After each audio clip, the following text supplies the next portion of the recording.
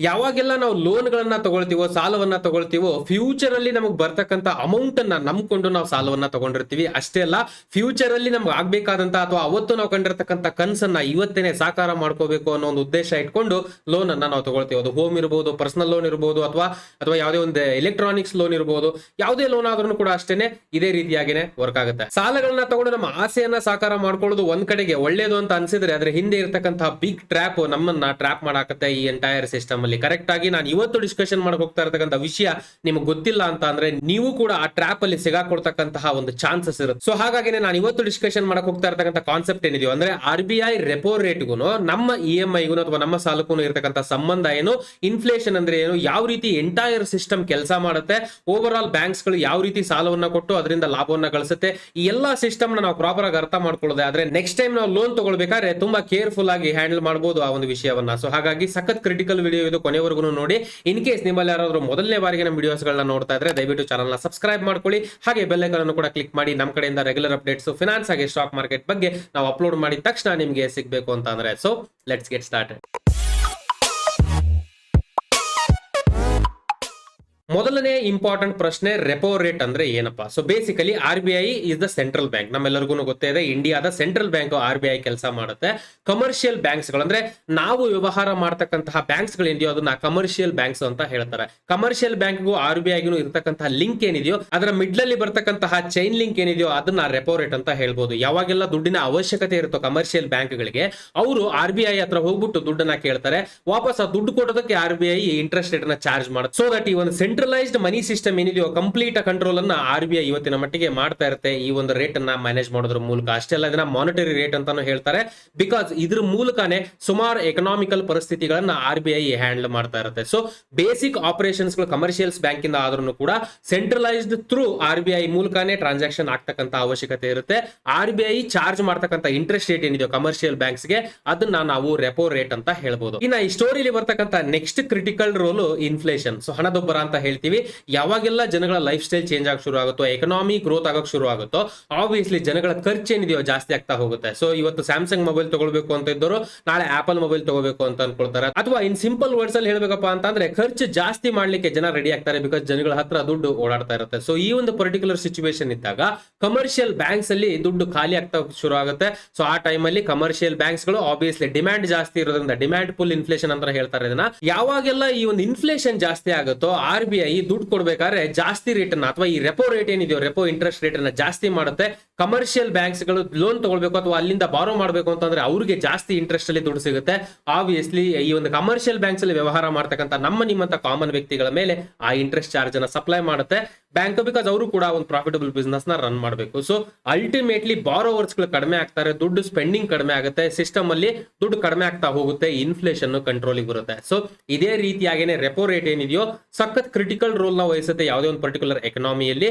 So repo rate complete directly ಒಂದು inflation ಹಾಗೆ ಆ ದೇಶದ ಕಂಪ್ಲೀಟ್ ಎಕನಾಮಿಕಲ್ ಅಥವಾ ಆರ್ಥಿಕ ಪರಿಸ್ಥಿತಿಯನ್ನ ಕಂಟ್ರೋಲ್ ಮಾಡುತ್ತೆ repo rate. So again coming back to the topic, ಹೌದು ಇನ್ಫ್ಲೇಷನ್ ಏನೋ ಸರಿ, ರೆಪೋ ರೇಟ್ ಎಲ್ಲ ಅರ್ಥ ಆಯ್ತು, ಬಟ್ ಯಾವ ರೀತಿ ನಮ್ಮ ಸಾಲಕ್ಕೆ ಇದ್ರ ಇಂಪ್ಯಾಕ್ಟ್ ಆಗುತ್ತಪ್ಪ? ಸೊ ಬೇಸಿಕಲಿ EMI ಅಂದ್ರೆ ಏನು ಅಂತ ಅರ್ಥ ಮಾಡ್ಕೊಂಡು ಈ ಒಂದು ಸಬ್ಜೆಕ್ಟ್ ನ ಅರ್ಥ ಮಾಡ್ಕೊಳ್ಳೋಣ. EMI ಅಂತ ಅಂದ್ರೆ ನಮ್ಮೆಲ್ಲರಿಗೂ ಗೊತ್ತಿದೆ, ಈಕ್ವೇಟೆಡ್ ಮಂತ್ಲಿ ಇನ್ಸ್ಟಾಲ್ಮೆಂಟ್ಸ್ ಅಂತ ಹೇಳ್ತಾರೆ. ಹೆಸರು ಹೇಳೋ ಪ್ರಕಾರನೇ ನಾವು ಸಾಲ ತಗೊಂಡಿದೀವಿ ಅಂತ ಅಂದ್ರೆ ಪ್ರಿನ್ಸಿಪಲ್ ಇರುತ್ತೆ ಹಾಗೆ ಇಂಟ್ರೆಸ್ಟ್ ಇರುತ್ತೆ. ಆ ಎರಡು ಮಿಕ್ಸರ್ ಆಫ್ ಅಮೌಂಟ್ ಏನಿದೆಯೋ ನಾವು ಎವ್ರಿ ಮಂತ್ ಆನ್ ಮಂತ್ ಕಟ್ಕೊಂಡು ಹೋಗ್ತಾ ಈಕ್ವೇಟೆಡ್ ಒಂದು ಮ್ಯಾನರ್ ಅಲ್ಲಿ ಕಟ್ಕೊಂಡು ಹೋಗ್ತಕ್ಕಂತ ಒಂದು ಅಮೌಂಟ್ EMI ಅಂತ ಹೇಳ್ಬೋದು. ಸೊ ರೆಪೋ ರೇಟಿನ ಚೇಂಜಸ್ ಗಳು ಹಾಗೆ EMI ಮೇಲೆ ಆಗ್ತಕ್ಕಂತಹ ಒಂದು ಪರಿಣಾಮಗಳು ಡೈರೆಕ್ಟ್ ಇಂಪ್ಯಾಕ್ಟ್ ಆಗುತ್ತೆ. EMI ಅಷ್ಟೇ ಅಲ್ಲ, ಇವನ್ ಕಮರ್ಷಿಯಲ್ಸ್ ಲೆವೆಲ್ ಅಲ್ಲಿ. ಸೊ ಫಾರ್ ಎಕ್ಸಾಂಪಲ್ ಇವಾಗ ಒಂದೊಂದು ಕಂಡೀಷನ್ ನಾವು ಕೇಳ್ತಾ ಇರ್ತೀವಿ, RBI ರೆಪೋ ರೇಟ್ ಕಟ್ ಮಾಡ್ಬಿಡ್ತಂತೆ. ಸೊ ಅವಾಗ ಇಮಿಡಿಯೇಟ್ಲಿ ಮಾರ್ಕೆಟ್ ಅಪ್ ಹೋಗಿರುತ್ತೆ, ಬಿಕಾಸ್ ಆ ಒಂದು particular situation RBI rate cut ಮಾಡ್ತು ಅಂತ ಅಂದ್ರೆ ಕಡಿಮೆ ಇಂಟ್ರೆಸ್ಟ್ ಗೆ ದುಡ್ಡು ಸಿಗುತ್ತೆ ಅನ್ನೋ ಒಂದು ಸಿಚುವೇಶನ್ ಇದ್ದಾಗ ತುಂಬಾ ಕಮರ್ಷಿಯಲ್ಸ್ ಗಳು ಅಥವಾ ತುಂಬಾ ಒಂದು ಆರ್ಗನೈಸೇಷನ್ಸ್ ಗಳು ಸಾಲವನ್ನ ತಗೊಂಡು ಅವ್ರ ಬಿಸ್ನೆಸ್ ಅನ್ನ ಗ್ರೋತ್ ಮಾಡ್ತಕ್ಕಂತ ಒಂದು ಸಿಚುವೇಶನ್ಸ್ ಗೆ ನಿಂತ್ಕೊಳ್ತಾರೆ. ಸೊ ಆಬ್ವಿಯಸ್ಲಿ ಎಕನಾಮಿ ಗ್ರೋತ್ ಆಗುತ್ತೆ,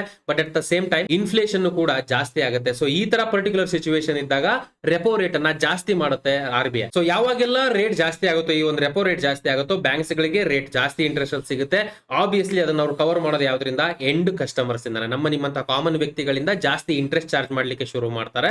ಸೊ ಅಗೇನ್ EMI ನೀವು ಹೊಸದಾಗಿ ಏನಾದ್ರು ಲೋನ್ ತಗೊಳ್ತಿದ್ರೆ ಇವತ್ತಿನ ಕಂಡೀಷನ್ಗೆ ಅಂತ ಅಂದ್ರೆ ರೆಪೋ ರೇಟ್ ಜಾಸ್ತಿ ಆಯ್ತು, ಆ ತರ ಸಿಚುವೇಶನ್ ಇತ್ತು ಅಂತಂದ್ರೆ ನಿಮ್ಗೆ 7% ಸಿಗ್ತಾ ಇದ್ದಂತ ಲೋನ್ 8% ಹೋಗ್ತಕ್ಕಂತ ಚಾನ್ಸಸ್ ಇರುತ್ತೆ. ಆಬ್ವಿಯಸ್ಲಿ ಒಂದು ರೆಪೋ ರೇಟ್ ಏನಿದೆಯೋ ಡೈರೆಕ್ಟ್ ನಮ್ಗೆ ಸಿಗ್ತಕ್ಕಂತ ಇಂಟ್ರೆಸ್ಟ್ ಏನಿದೆಯೋ ಬಡ್ಡಿ, ಆ ಒಂದು ಬಡ್ಡಿಗೆ ಡೈರೆಕ್ಟ್ ಪರಿಣಾಮವನ್ನ ಬೀರುತ್ತೆ ರೆಪೋ ರೇಟ್ಸ್ ಗಳು. ಸೊ ಇದನ್ನ ಒಂದು ಉದಾಹರಣೆ ಮೂಲಕ ನಾವು ಅರ್ಥ ಮಾಡ್ಕೊಳ್ಳೋಣ. ಅದು 35 ಲಕ್ಷದ ಒಂದು ಲೋನ್ ಇದೆ ಅಂತ ಅನ್ಕೊಳ್ಳೋಣ. 10 ವರ್ಷದ ಟೆನ್ಯೂರ್ಗೆ 7.1% ನಷ್ಟು ಒಂದು ಇಂಟ್ರೆಸ್ಟ್ ರೇಟ್ ಇರತಕ್ಕಂತಹ ಲೋನ್ ಅಂತ ಅಂದ್ರೆ EMI ಎಷ್ಟಾಗುತ್ತೆ ನೀವು ನೋಡ್ತಾ ಇರಬಹುದು ಸ್ಕ್ರೀನ್ ಮೇಲೆ. ಸುಮಾರು 40,819 ರೂಪಾಯಿಯಷ್ಟು EMI ಮಂತ್ಲಿ EMI ಆಗುತ್ತೆ. ಟೋಟಲ್ ಇಂಟ್ರೆಸ್ಟ್ ಏನಿದೆಯೋ ನಾವು 13,98,230 ರೂಪಾಯಿಗಳಷ್ಟು ಇಂಟ್ರೆಸ್ಟ್ ಅಮೌಂಟ್ ಅನ್ನ ಕೊಟ್ಟಿರ್ತೀವಿ. ಸಪೋಸ್ ಇದೇ ಇಂಟ್ರೆಸ್ಟ್ ರೇಟ್ ಅಸ್ಯೂಮ್ ಇವಾಗ RBI ಬಂದು ಏನೋ ಪ್ರಾಬ್ಲಮ್ ಆಯ್ತು ಅಥವಾ ಇನ್ಫ್ಲೇಷನ್ ಕಂಟ್ರೋಲ್ ಮಾಡಬೇಕು ಅಂತ ಅನ್ಕೊಂಡಿದ್ದಾರೆ, ರೆಪೋ ರೇಟ್ ಜಾಸ್ತಿ ಮಾಡಿದ್ರು ಅಂತ ಅಂದ್ರೆ 7.1% 7.1% ಇದ್ದಂತಹ ಇಂಟ್ರೆಸ್ಟ್ 8% ಹೋದ್ರೆ, ಸೇಮ್ ಎಕ್ಸಾಂಪಲ್ 35 ಲಕ್ಷ ಲೋನ್ 10 ವರ್ಷ ಟೆನ್ಯೂರ್ ಇದೆ ಅಂತ ಅಂದ್ರೆ ಅದೇ ಲೋನ್ 8% ಇದೆ ಅಂತ ಅಂದ್ರೆ ನೀವು ನೋಡ್ತಾ ಇರಬಹುದು. ಟೋಟಲ್ EMI ಅಮೌಂಟ್ ಬಂದು 42,465 ಆಯ್ತು. 40,818ರಿಂದ ಆಲ್ಮೋಸ್ಟ್ 2,000 ಮೇಲೆ ಒಂದು ಅಮೌಂಟ್ ಇನ್ಕ್ರೀಸ್ ಆಗುತ್ತೆ. ಅಷ್ಟೇ ಅಲ್ಲ, ಈ ಒಂದು ಅಮೌಂಟ್ ಸೇಮ್ ಇದ್ರೂ ಕೂಡ ಇಂಟ್ರೆಸ್ಟ್ ರೇಟ್ ಜಾಸ್ತಿ ಆಗಿರೋದ್ರಿಂದ ಟೋಟಲ್ ಇಂಟ್ರೆಸ್ಟ್ ಏನಿದೆಯೋ final at the rate of interest ಅಂತ ನೋಡೋದಾದ್ರೆ 15,96,00,000ದಷ್ಟು ನಾವು ಕಟ್ಟಿರ್ತೀವಿ. ಅಂದ್ರೆ ಆಲ್ಮೋಸ್ಟ್ 1.98 ಲಕ್ಷ ಡಿಫರೆನ್ಸ್ ಏನಿದೆಯೋ ಬರುತ್ತೆ ಇಲ್ಲಿ. ಜಸ್ಟ್ 0.9% ನಷ್ಟು ಇನ್ಕ್ರೀಸ್ ಆದ್ರೆ ಇಂಟ್ರೆಸ್ಟ್ ರೇಟ್ ಅಲ್ಲಿ. ಇವಾಗ ನಾವು ಅರ್ಥ ಮಾಡ್ಕೊಳ್ಳೋಕೆ ಹೋಗ್ತಾ ಇರ್ತಕ್ಕಂಥ ಪಾಯಿಂಟ್ ಸಖತ್ ಕ್ರಿಟಿಕಲ್. ಎರಡು ರೀತಿ ಇದೆ. ನೀವು ಆಲ್ರೆಡಿ ಲೋನ್ ತಗೊಳ್ತಾ ಇದ್ರೆ ಅಥವಾ ಈ ಪರ್ಟಿಕ್ಯುಲರ್ ಟೈಮ್ ಅಲ್ಲಿ ನಾಳೆ ನೀವು ಲೋನ್ ತಗೊಳಕ್ ಹೋಗ್ತಾ ಇದ್ರೆ ಇವತ್ತು ಇಂಟ್ರೆಸ್ಟ್ ರೇಟ್ ಜಾಸ್ತಿ ಆಯ್ತು ಅಂತಂದ್ರೆ ನಿಮಗೆ ಆಬ್ವಿಯಸ್ಲಿ ಚಾರ್ಜಸ್ ಗಳು ಜಾಸ್ತಿ ಆಗುತ್ತೆ, ಇಂಟ್ರೆಸ್ಟ್ ಚಾರ್ಜಸ್ ಜಾಸ್ತಿ ಆಗುತ್ತೆ, ಜಾಸ್ತಿ ಅಮೌಂಟ್ ಅನ್ನ ಕಟ್ಟಬೇಕಾಗುತ್ತೆ. ಇದು ಒಂದ್ ಸಿನಾರಿಯೋ.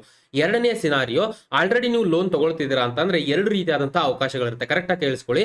ಒಂದು ಫ್ಲೋಟೆಡ್ ಇಂಟ್ರೆಸ್ಟ್ ಅಂತ ಹೇಳ್ತಾರೆ, ಇನ್ನೊಂದು ಫಿಕ್ಸ್ಡ್ ಇಂಟ್ರೆಸ್ಟ್ ಅಂತ ಹೇಳ್ತಾರೆ. ಸೊ ಬೇಸಿಕ್ ಡಿಫರೆನ್ಸ್ ಏನಪ್ಪಾ ಅಂತ ಅಂದ್ರೆ ಫ್ಲೋಟೆಡ್ ಇಂಟ್ರೆಸ್ಟ್ ಏನಿದೆಯೋ ಇದು subject to market dynamics. So ಈ ಒಂದು ರೆಪೋ ರೇಟ್ ಚೇಂಜಸ್ ಆಯ್ತು ಅಂತ ಅಂದ್ರೆ ನೀವು ಫ್ಲೋಟೆಡ್ ಇಂಟ್ರೆಸ್ಟ್ ರೇಟ್ ಅಲ್ಲಿ ಏನಾದ್ರು ನೀವು ಲೋನ್ ಅನ್ನ ತಗೊಂಡಿದ್ರೆ, ಸಾಲವನ್ನ ತಗೊಂಡಿದ್ರೆ ಆಟೋಮೆಟಿಕಲಿ ಆ ಒಂದು ರೆಪೋ ರೇಟಿನ ಇಂಟ್ರೆಸ್ಟ್ ಇದರಲ್ಲಿ ಅಡ್ಜಸ್ಟ್ ಆಗುತ್ತೆ. At the same time fixed interest ಅಂತ ಏನಿದೆಯೋ, ಫಿಕ್ಸ್ಡ್ ಇಂಟ್ರೆಸ್ಟ್ ಹೆಸರು ಹೇಳೋ ಪ್ರಕಾರನೇ ನೀವು ತಗೊಳ್ಳೋ ಟೈಮಲ್ಲಿ, ಸಾಲವನ್ನ ತಗೊಳ್ಳೋ ಟೈಮಲ್ಲಿ ಫಿಕ್ಸ್ ಮಾಡ್ಬಿಡ್ತೀರಾ ಇಂಟ್ರೆಸ್ಟ್, ಇಷ್ಟೇ ಇಂಟ್ರೆಸ್ಟ್ ಅನ್ನ ನಾನು ಕಟ್ತೀನಿ ಅಂತ ಹೇಳ್ಕೊಂಡು. ಎರಡರಲ್ಲೂ ರಿಸ್ಕ್ ರಿವಾರ್ಡ್ ಇರುತ್ತೆ. ಸೊ ಎಕ್ಸಾಂಪಲ್, ಈಗ ಫ್ಲೋಟೆಡ್ ಇಂಟ್ರೆಸ್ಟ್ ರೇಟ್ ಅಲ್ಲಿ ಅಂತ ಅಂದ್ರೆ ರಿಸ್ಕ್ ನಿಮ್ಗೆ ಇನಿಷಿಯಲ್ ಲೆವೆಲ್ ಅಲ್ಲಿ ಜಾಸ್ತಿ ಇರುತ್ತೆ, because you are taking uncertainty risk. ಈ ರೆಪೋ ರೇಟ್ ಏನಾದ್ರು ಇನ್ಕ್ರೀಸ್ ಆಯ್ತು ಅಂತಂದ್ರೆ ನಿಮ್ಗೆ ಈಗ ಲೋನ್ ಇರತಕ್ಕಂತ ಒಂದು EMI ಏನಿದೆಯೋ EMI ಇನ್ಕ್ರೀಸ್ ಆಗ್ತಕ್ಕಂತ ಚಾನ್ಸಸ್ ಇರುತ್ತೆ, because you are dealing with floated interest. Correct ಅಲ್ವಾ?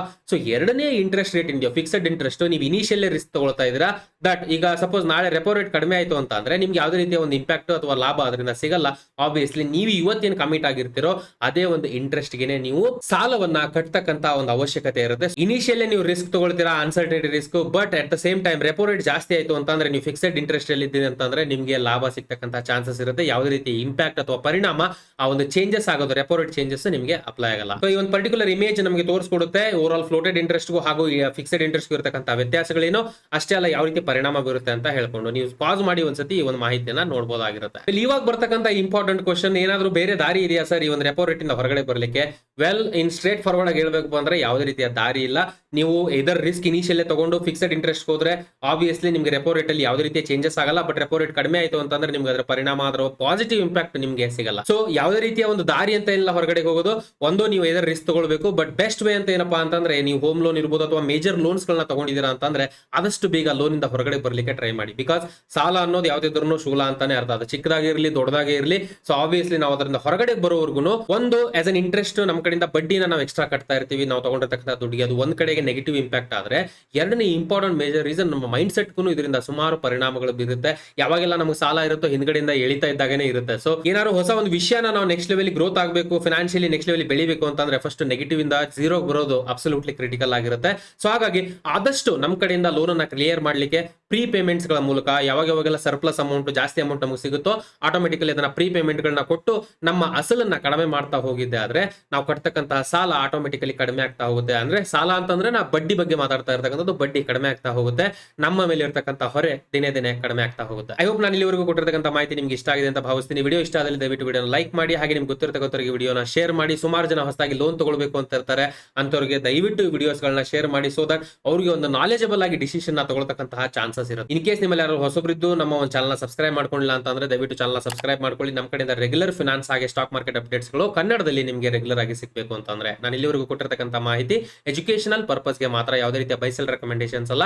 ಯಾವುದೇ ಹೂಡಿಕೆಯನ್ನ ಮಾಡೋದಕ್ಕಿಂತ ಮುಂಚೆ ಅಥವಾ ಯಾವುದೇ ಒಂದು ಪರ್ಟಿಕ್ಯುಲರ್ ಡಿಸಿಷನ್ ನ ತಗೊಳ್ಳೋದಕ್ಕಿಂತ ಮುಂಚೆ ಪ್ರಾಪರ್ ಆಗಿ ಅನಲೈಸ್ ಮಾಡಿ ಖುದ್ದು ಡಿಸಿಷನ್ ನ ತಗೊಳ್ಳೋದು ಅಬ್ಸಲ್ಯೂಟ್ಲಿ ಕ್ರಿಟಿಕಲ್ ಆಗಿರುತ್ತೆ. ಇಷ್ಟು ಹೇಳ್ತಾ ಈ ವಿಡಿಯೋನ ಇಲ್ಲಿಗೆ ಮುಗಿಸ್ತಾ ಇದ್ದೀನಿ. ಮತ್ತೆ ನಿಮಗೆ ನೆಕ್ಸ್ಟ್ ವಿಡಿಯೋದಲ್ಲಿ ಸಿಗ್ತೀನಿ. ಅಲ್ಲಿವರೆಗೂ ಜೈ ಹಿಂದ್.